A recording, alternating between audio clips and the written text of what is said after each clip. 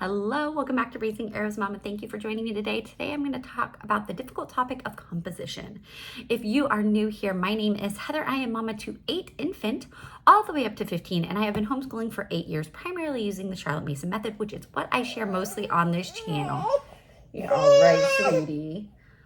I also share about large family life and other things that are pertinent to my life. I share a lot of books, and I also have a booktube channel if you're interested in that, but I digress. Let's jump back into composition. Now, if you are new to Charlotte Mason is she's an educator from the early 1900s who a lot of us have used in our homeschool. You could do it in a school setting as well. Just a little trickier unless you really know her stuff. And the way to really know her is not through all these videos and blogs and other books. They're great resources and they're a great way to give you a synopsis, get your toe in, kind of get to know what to do. But if you really want to do Charlotte Mason, understand her philosophy of education, you've got to read her books. Which brings us to Volume 6, Philosophy of Education. I have been slowly trying to, over the last 8 years, read all of her works.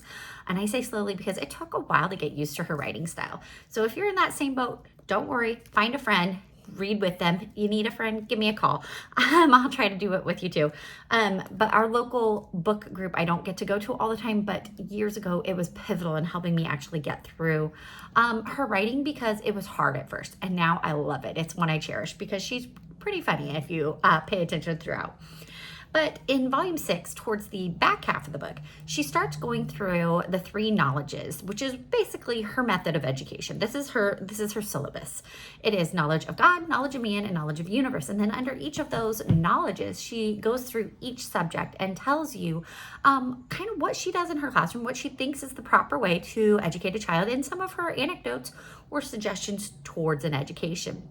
And I have been going through those. Go see the past videos, go check them out. We did a whole series on knowledge of God. And then we also have knowledge of man now, which we are working through.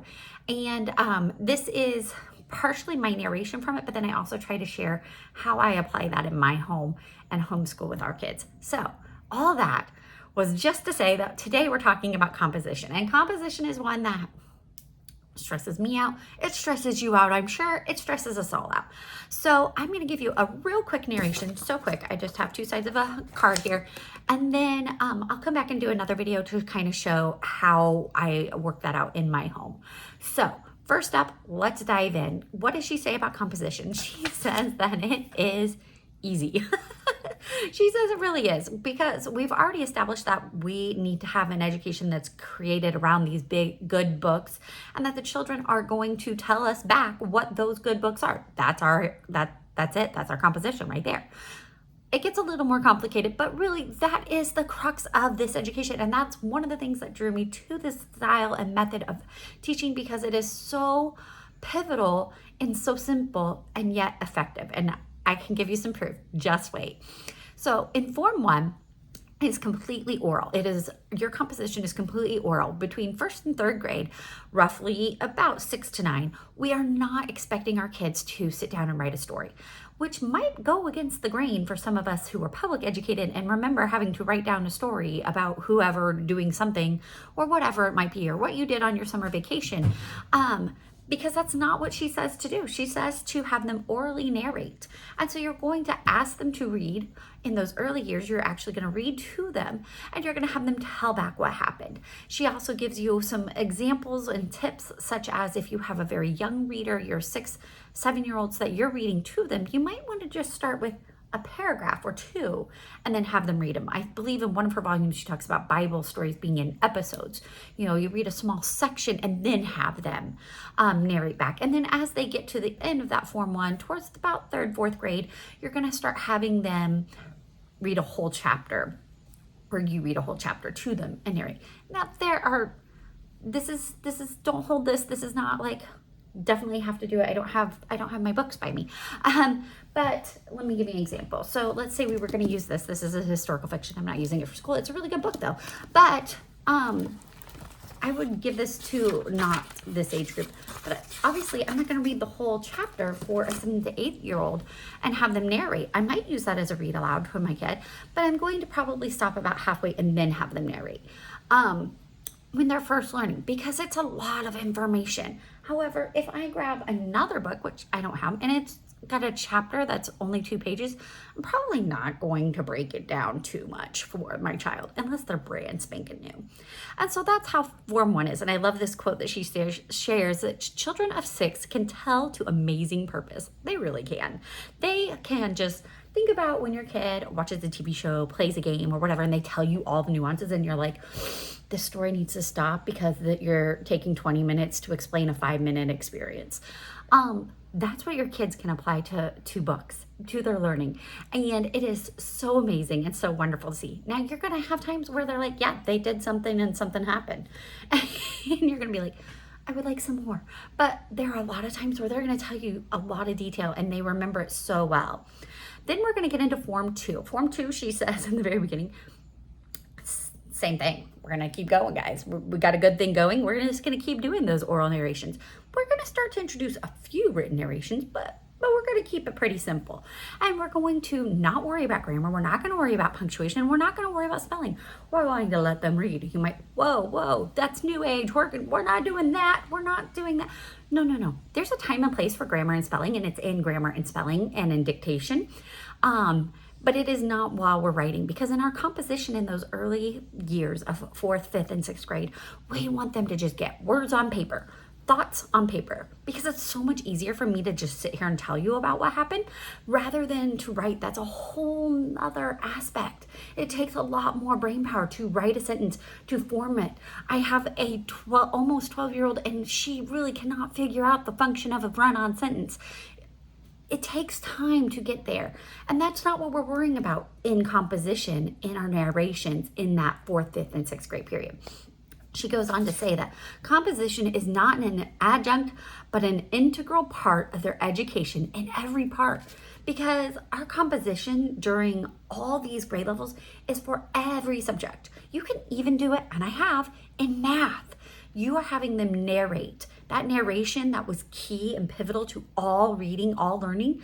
This is what our composition is. When we do it orally, that is oral composition. When we're writing it, we're doing written composition. And sometimes we call those oral narrations and written narrations, but they are still composing the thoughts, composing the words to tell us. And when we get to Form 2, 4th, 5th, and 6th, they start to put pen to paper, and we're not going to worry about the little nuances just yet. Don't worry, we'll get there. And like I said, they're still having grammar class at that time, so you're getting them their grammar lessons. They're still doing dictation, so they're getting grammar and spelling through that. Composition is can you put your thoughts on paper? Can you get out what you want to tell? And it's okay. She doesn't say this here. She says it in another book. It's going to start out really wimpy, and then it's going to get better. It's okay. That's all right. It's okay if they're just like when your 6-year-old is first starting school and they say, say you're going to tell about Damocles, and he's like, well, there was a guy with a funny name and there was a sword over his head, and it didn't sound very good. Okay, that might be your year 6's narration, but then when you read it, if you read it with a 4th, 5th, 6th grader, they're going to give you more details. They're going to tell you about the kingdom. They're going to tell you that the man had come and said he wanted to be king for a day. They're going to tell you all those little nuances, and they're probably going to have some foresight and some thought-provoking ideas about how that man who came and took his spot, how he realized it was not that great to be the king. There was a lot of worry. And then if you add in trying to write that, that's a lot to get down. And you're still not confident in your writing skills and all of these things. So they might still write, like that 6-year-old, that there was a man with a funny name and he had a sword who went over somebody's head. It may be that short at first, and they will grow. Be consistent, they'll get it, I promise you. She tells us also to be careful during this early stage, and she repeats it for other stages as well, not to be so overhanded in our teaching. We're so quick to be like, this is what you need to do, and this is how you do it, and that actually will damage your child's learning process, and also it's not good. She tells us our failure as teachers is that we place too little dependence on the intellectual endeavors of our scholars, because honestly, that's what we're doing. We're trying to get them to do a certain thing and not letting them come to that knowledge on their own. There's a time and place. We're going to get to that because we're going to jump into middle school right now. And those instructions are going to come, but when they're first starting out, we really want to encourage them and show them the right way that like, oh yeah, that was really good. You told about this. Maybe next time you could tell me a little bit more, like, where did it happen? You're not going to be overhanded with it, but we want to give them some suggestions and help build their confidence and help direct them just as we do with the oral narrations. Then we get into Form 3. Sorry, the sun is coming in my eyes. Form 3 and 4, which is 7th, 8th, and 9th grade. 3 is about 7th and 8th. Form 4 is about 9th grade. And here she starts getting into some other things. One of them is, let me see here, one of the natural consequences of reading really good books, she basically says, is that you're gonna be a decent writer. And you can probably tell this with your kids if they've already been reading really good books. They start using words and vocabulary that's like beyond their age group. You know, I have a 5-year-old who's like, she didn't do this, nor did she do this. You know, throwing that nor in there is very odd. But things like that, that natural consequence of reading good books is you're going to be a better storyteller. You're going to be a better author, writer. And so it doesn't require a lot of instruction right now. She does start to say that in Form 3 and 4, you're going to start giving some poetry instruction. Not that you need to teach them rhythm and accent, they're going to figure that out, but you need to teach them scansion. I had to look this up, and that is the meter and rhythm apparently in poetry. So clearly we've not been doing this, but she says that you, just like in Latin, you need a little bit of instruction in there. So, you know, maybe when we're doing Shakespeare, we point out the iambic pentameter, maybe we play around with it a little bit and some things like that. That's the only one I can think of off the top of my head, but clearly I need to add this into my repertoire. And then she says in Form 4, about 9th grade, you want to start doing some short essays. And that's where I'm at right now. And I'll talk about that in my next video. But you want to start getting those short essays around 9th grade. And then Form 5 and 6, you're going to continue and give some more instruction, but not too much. That's literally what she says. Give some instruction, but not too much. Because again, we're wanting them to kind of discover this on their own. And the way you can help this is by giving them good books to read all the time, giving them books about reading, books about writing, giving them some help through grammar so that they can start self-editing themselves and doing some different things like that. A lot of that comes in those older years. And so this is when you hit about middle school, is when you want to start adding in some, like, okay, well, let's check if we made everything capitalized, guys. Did we put a punctuation in everything? And start giving them some small checklists, some grammar check rules to follow as they're writing. And in high school, you want to start enforcing that a little bit more, doing a few more essays, doing a little bit more poetry, and doing a little bit more of a revisiting our narrations. And okay, let's revisit it. Let's read it out loud. Let's read it a couple times. What things can we improve? Where did we mess up? What word did we not? Maybe we didn't choose the right word, or we forgot something, and add and edit in that way in those high school years. And you might say, whoa, I don't know how to do that. Join the club. I am an elementary school taught. I went to college to teach elementary school. I can do that. I learned the sandwich paragraph. However, I'm seeing studies all over the place where colleges are able to tell what writing program a student used because of the way they write, because it's so formatted, so specific, and they're not choosing them because of they can tell what it is. This method is not that. This is them reading good books and then emulating and copying those authors. And so there's so many benefits. And one of the things I wanted to read to you was an example, because this chapter is chock full of examples. I think 10 pages of different examples of exams that you might want to look, but I really like this one because I'm gonna have my kids read it. This is by a Form 2A.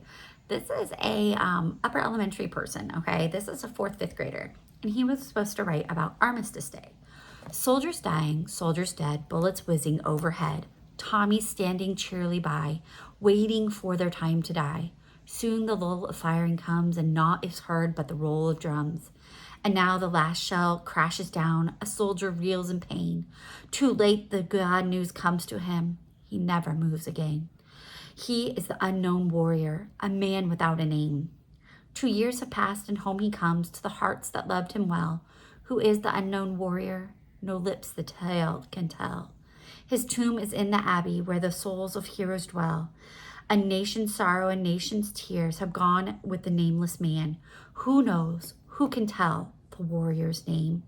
We think that no man can, so let our sorrow turn to joy on the grave of the unknown man. That was written by a 4th or 5th grader. I can't even write that well. And she goes on. There's so many more. There's a lot of poetry examples. There's some prose examples as well. Here's one that's like written as a letter. It says, write a letter in the manner of Gray on a topic of modern, on any modern topic. Lots of different examples to help you understand better. And so I'm not going to go through those. If you want to see them and you don't own this, go to Amblesite Online. They have all the volumes for free for you to look at. I highly recommend it. So hopefully this has cleared you up with composition, a little bit about what Charlotte Mason says. Come back to the next video. I'm going to share a few examples in our home and how it plays out for us. If you made it to the end of this video, please just drop a little pencil pen emoji below so that I know that you made it here. And thank you so much for watching. Have a blessed day.